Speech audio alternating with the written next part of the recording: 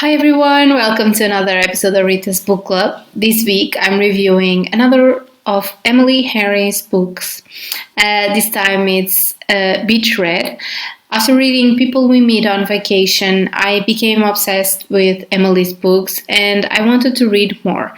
A few weeks ago, while on vacation, I actually read this one on the beach.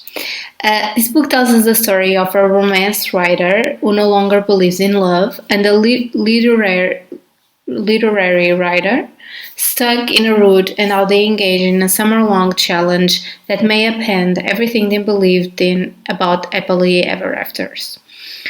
August Everett is an acclaimed author of literary fiction, and January Andrews writes best-selling romances.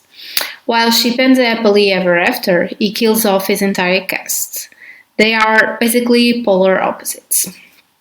In fact, the only thing they have in common is that for the next 3 months, they are living in neighboring beach houses, broke and bogged down with writer's block. On one hazy evening, one thing leads to the other, and they strike a deal designed to force them out of their creative roots.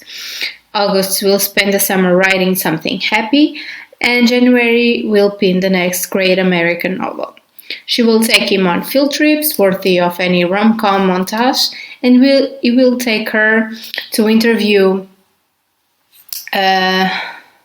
surviving members of a backwoods death cult. The goal is for everybody to finish a book and no one will fall in love. I absolutely adore this book. A lot of tears were shed over the course of reading it, and it's such a beautiful story about love and not just a romantic one. A lot of subjects were talked about during the course of this book, like friendship, regrets, cancer, betrayal, abusive parents, dysfunctional families and their secrets. All of this is in an enemies to friends to lovers book between these two different authors. The competition you feel between these two is sizzling even from their university days. I love the different characterization of both January and Gus as polar opposites of each other because it made the story so much more interesting. On one side you have Gus as a pessimist who had a problematic childhood with his abusive father, and on the other side you have January as the optimist who loves to see everything from the brighter side, even though her childhood was affected by her mother's cancer. They are both suffering from loneliness, unrealistic perspectives regarding love, and the wrong choices that brought them to that place when they meet again. And then, of course, the amazing chemistry and attraction that grows between them over the course of the book.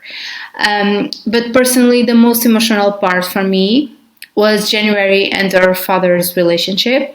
They had such a beautiful connection with each other until his death, and then seeing her deal with her father's secret and was such an emotional journey, and the impact it had on her.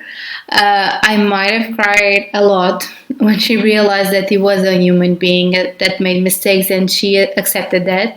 It was very beautiful.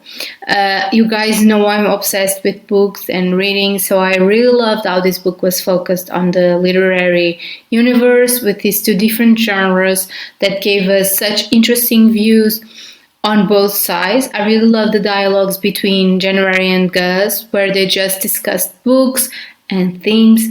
I think it really gave us an amazing insight into their own beliefs and how they viewed life. I also got to mention the long-distance friendship between January and Shady. I really loved how they just clicked and were always there for each other, even from afar. And of course, a big mention for Pete and her wife for all the support and love they had for Gus. I really love to read about Gus' own support system with his aunt. As always, if you like this video, please like, comment, and subscribe to my channel. You can also follow me on Instagram at Rita's Book Club for more content. Thanks for watching and see you next week. Happy readings!